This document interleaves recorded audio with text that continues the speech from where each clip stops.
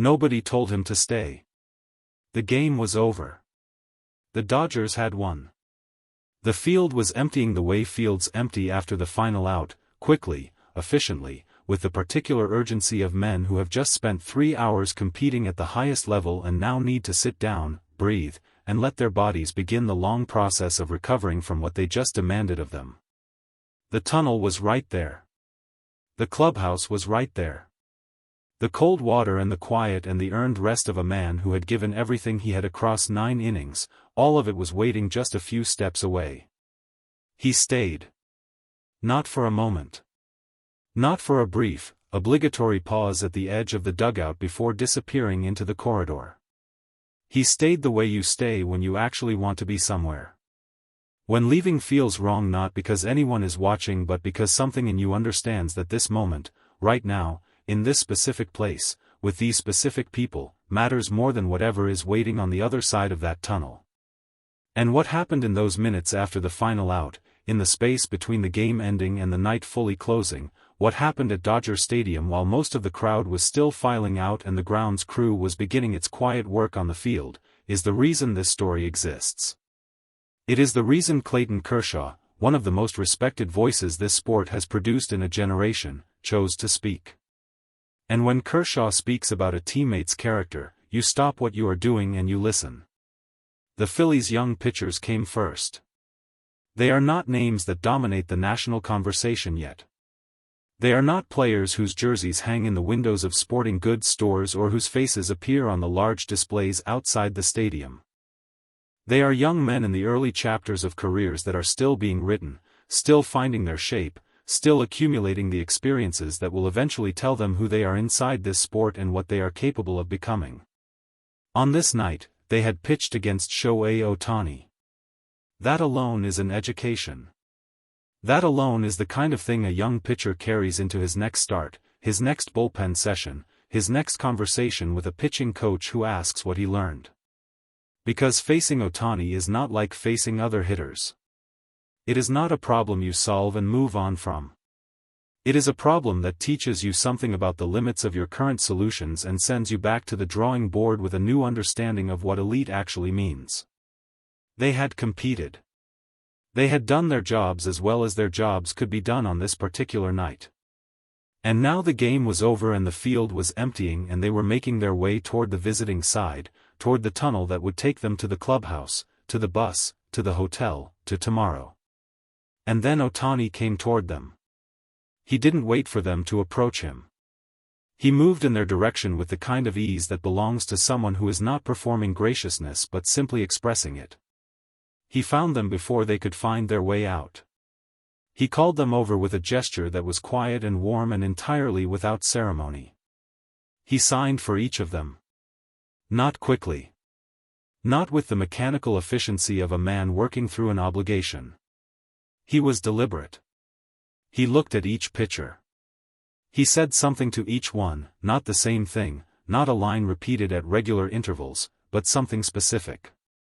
Something that acknowledged that this was a person standing in front of him and not simply the next in a series of requests. The young pitchers, who had spent 9 innings trying to get him out, stood in front of him now and held whatever he had just signed with the particular care of people who understand they are holding something they will not forget. One of them said something afterward, quietly, to a teammate. He said he had not expected that. He said he did not know what he expected, but it was not that. Then came Kyle Schwarber. Schwarber is not easily moved. That is not an insult, it is the opposite.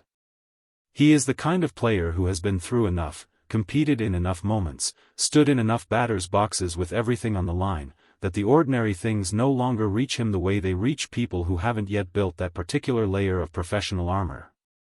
He is also a man who knows what respect looks like between competitors. Who understands the difference between the respect that the game requires, the handshake at the end, the nod across the field, and the respect that a person chooses to offer freely, without requirement, simply because it is the honest expression of how they see the person in front of them. Ohtani approached him with the jersey already in hand. There was a smile. Not the public smile that athletes produce for cameras and ceremonies, but the private kind, the kind that appears between two people who have spent the night competing fiercely against each other and arrived on the other side of it with a mutual understanding that the competition was real and clean and worthy of both of them. They exchanged jerseys the way players exchange jerseys when the gesture means something. Schwarber held the jersey for a moment before folding it. He looked at the name and number across the back the way you look at something you're not sure you're allowed to have. The way you look at something that feels larger than the transaction that just produced it. He said afterward that the smile was what he remembered most. Not the jersey. The smile. The way it arrived without effort, without calculation, without the slight delay that appears when a person is deciding how they want to be perceived in a given moment. It was simply there. Immediate and genuine and entirely unperformed. Schwarber, who had faced him all series, who had stood in against him in situations that mattered and walked back to the dugout and thought about what adjustments were possible and what adjustments were simply not available against a pitcher and hitter of that quality, Schwarber folded the jersey carefully and carried it toward the visiting clubhouse. He said it was the kind of moment you tell your kids about someday. Not the at-bats. Not the results. The moment in the tunnel with the smile and the jersey and the man who didn't have to stay but stayed anyway. Clayton Kershaw was watching. He watches everything. That is part of who he is, a man who has spent his entire career paying attention to details that others overlook, finding meaning in the small things that accumulate over time into something large and true. He pitched for this franchise for years. He bled for it. He gave it the best of himself across a career that rewrote what was possible for a left-handed pitcher in the modern game. He knows this clubhouse. He knows what it contains on its best days. And when Kershaw speaks about a teammate, he speaks from that particular authority. Not the authority of fame, he has his own, earned separately, over a different stretch of years. But the authority of someone who has shared a professional life with this person. Who has sat next to him in the dugout and watched him prepare and watched him compete and watched him walk through all the spaces a baseball season contains, the early games in April that feel almost casual, the August games that begin to carry everything, the October nights where the weight of the sport concentrates into something almost unbearable. He has watched Ohtani in all of those spaces. And what he said after this game was not a compliment dressed up as an observation.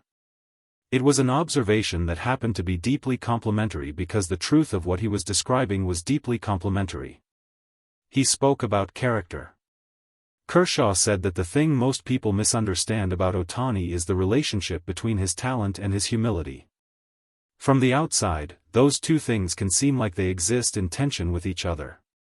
When a player is as gifted as Ohtani, when the gap between what he can do and what everyone else can do is as wide as it clearly is, humility can start to look like performance. Like a choice made for public consumption.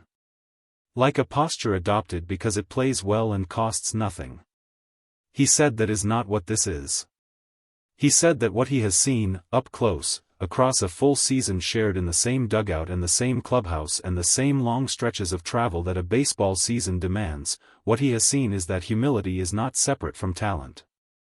It comes from the same source. It is produced by the same internal machinery that produces the home runs and the strikeouts and the base running and the defense and all the rest of it. Kershaw said that Ohtani works harder than anyone he has ever shared a clubhouse with. And he has shared clubhouses with some of the hardest workers this sport has ever produced. He said the work ethic is not something Ohtani performs for the benefit of teammates who might be watching. It is something he does in the quiet hours, in the early mornings, in the spaces between games when most players are resting and Ohtani is preparing for something that hasn't happened yet. And that work, Kershaw said, is where humility actually lives. Because a man who works that hard knows exactly how much the result costs. Knows that the home run in the 6th inning began in a film session 3 days earlier. Knows that the swing that looked effortless was produced by 10,000 swings that were not. Knows that none of it is given. That all of it is built, piece by piece, in the hours when nobody is counting. A man who knows that, Kershaw said, does not confuse himself with his statistics. He said one more thing. The thing that the room held onto when the press conference was over and the reporters were reviewing their notes and deciding what to write and what to leave behind. He said that what makes Ohtani a special presence in this league, not just on this team, not just in this city, but in this sport at this moment in its history, is not the two-way capability. Not the home runs or the ERA or the stolen bases or the 700 RBIs or the speed records or the award hardware accumulating in whatever room is designated for such things. It is the fact that he makes the people around him feel that what they do matters. The young Phillies pitchers who came to get autographs after the game they lost. Kyle Schwarber, standing in a tunnel with a jersey folded in his hands and a smile he wasn't expecting. The grounds crew members he nods to by name. The clubhouse staff he remembers. The children of teammates and opponents alike, to whom he gives the full, unhurried weight of his attention as if they were the most important person he had encountered all night. Kershaw said that is a rare thing. That in a sport populated by people who are extraordinary at baseball, the ones who are also genuinely extraordinary at being present, at making the people around them feel seen and valued and worthy of real attention, those players are rarer still. He said Dodger Stadium has been fortunate to hold a few of them across its long history. He said Shohei Ohtani belongs in that group. Not because of the records. Not because of the numbers. Not because of the home run that clears the wall or the sweeper that breaks the bat or the base stolen in a situation where nobody expected him to run. Because of what he does after the final out. Because of who he is when the game is over and nobody is requiring him to be anything at all. Because he stayed.